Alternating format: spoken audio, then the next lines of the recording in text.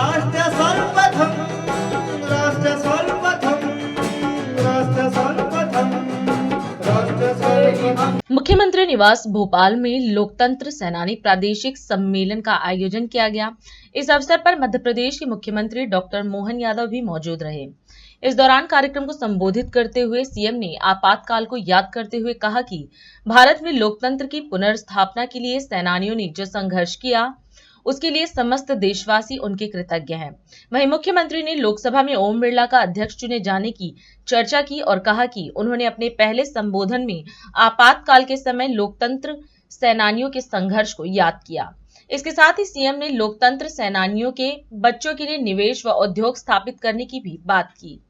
ऐसे अद्वितीय सेनानी जिनके कारण ये दुनिया का सबसे बड़ा लोकतंत्र जीवित है, आप उसके हकदार हो, जिसके लिए परमात्मा का आशीर्वाद ऊपर से भगवान किसी देश को दे रहा तो सबसे पहले भारत को दे रहा है, जिनके कारण से ये कारागृह से आने के बाद भी लोकतंत्र का इतना उज्जवल इतिहास लिखा गया है, जिसमें आज यशस्वी प्रधानमंत्री, अभिनंदन करें माननीय नरेंद्र मोदी जी का, जिनके नेतृत्व में दुनिया हमारे लोकतंत्र को गौरवान्वित कर रही है। इसमें आपका योगदान है सबसे बड़ा, जिन्होंने वो आपातकाल के काले काल के प्रश्नों को मिटा करके सच्चे अर्थों में लोकतंत्र को पुनर्स्थापित कर दिया।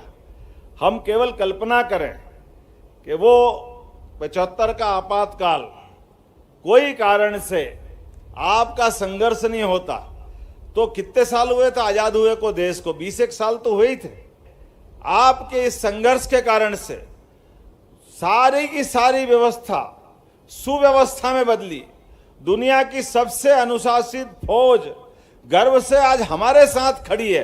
जोरदार अभिनंदन करो आपने लोकतंत्र को गौरवान्वित करने वाले सभी सशस्त्र बलों के लिए, जिन्होंने उस लोकतंत्र के अंदर आपके संघर्ष का सम्मान किया। आपके अपने संघर्षों के बलबूते पे दोबारा चुनाव हुआ और सत्ता का हस्तांतरण कितनी सरलता से हो जाता है। यह सत्ता का हस्तांतरण सरलता से करने में सबसे बड़ी ताकत अगर है तो यह हमारे उस समय लोकतंत्र के संघर्ष की है। दुनिया भी जानती है। अरे यही तो कारण है आज दुनिया का सबसे बड़ा लोकतंत्र अपनी अनुसूचित जाति की बहन को राष्ट्रपति जैसे पद पे देख करके गौरवान्वित होता है। यह सबसे बड़ा कारण है। ये राष्ट्रवादी विचार को फैलाने का काम जो आप सबके माध्यम से हुआ है, ये उसकी भूमिका है।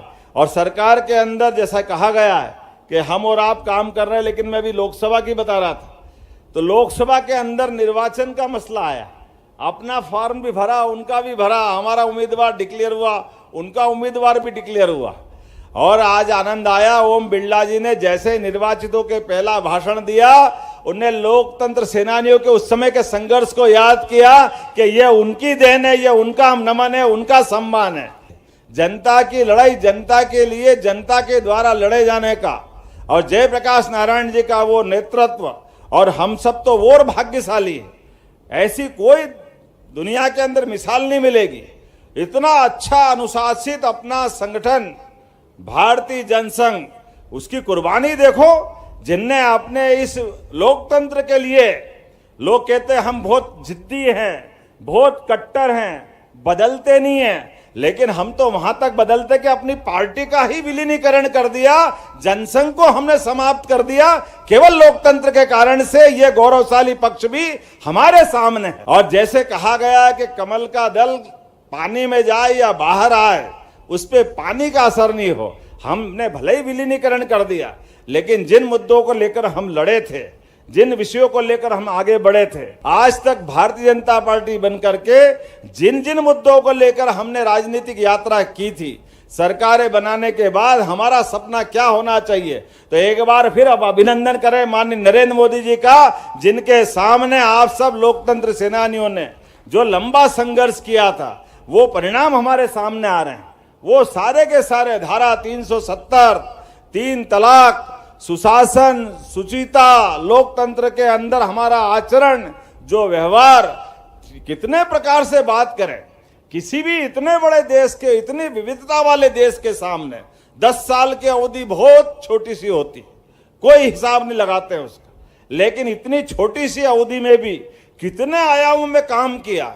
आज हमें इस बात का गर्व है, आपके कारण से दुनिया की सशक्त सबसे बड़ी सक्षम सेना बनाने का गौरव अगर हासिल हुआ है तो श्रीमान नरेंद्र मोदी जी की सरकार को लेकर हुआ है।